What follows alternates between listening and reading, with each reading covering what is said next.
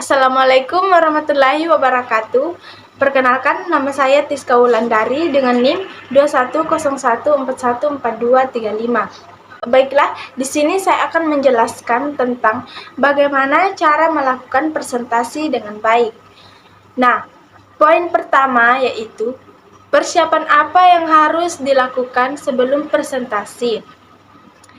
Yang pertama, kuasai bahan yang akan dipresentasikan. Sebagaimana pemateri menguasai bahan yang akan dipresentasikan, agar materi yang disampaikan mudah dipahami oleh audiens. Yang kedua, menguasai alat peraga atau alat bantu seperti monitor dan LCD untuk memaparkan materi.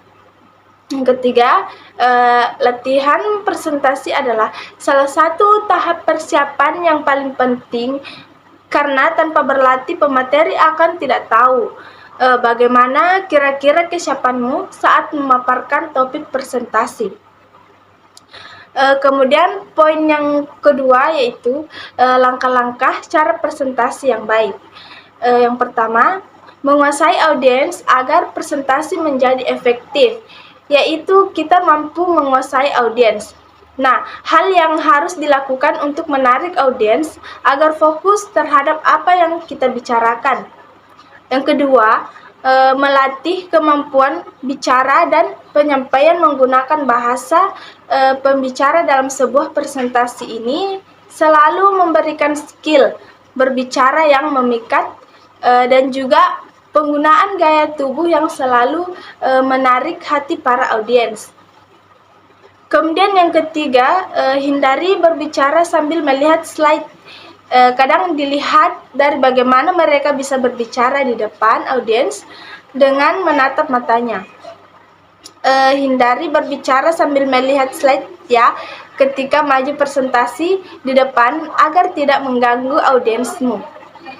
Kemudian yang keempat, mempersiapkan materi dengan matang. Persiapan materi yang benar-benar siap akan memudahkan kita untuk melakukan presentasi yang baik dan efektif. Ketika pemateri memaparkan materi, tidak akan kaku atau canggung. Kemudian poin yang ketiga yaitu hal yang harus dihindari pada saat presentasi. 1. Tidak melakukan persiapan yang matang. Pemateri terlalu percaya diri untuk membawakan materi, membuat kita tidak melakukan persiapan secara matang.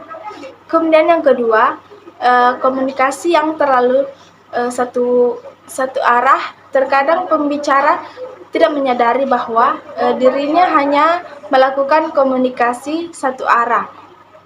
Tidak ada interaksi dengan audiens, sehingga pembicara terkesan seperti menggurui. Yang ketiga, terlalu bertele-tele dalam presentasi. Hindari menggunakan kata-kata atau kalimat yang terlalu panjang atau terlalu banyak menggunakan istilah-istilah asing. Oleh karena itu, gunakan istilah-istilah yang familiar dengan audiens agar materi yang disampaikan dapat lebih dimengerti. Dengan kata-kata atau istilah yang sulit dimengerti, kamu malah membuat audiens bingung dan mengaburkan maksud dari inti yang ingin disampaikan. Kemudian yang keempat, berbicara dengan baik.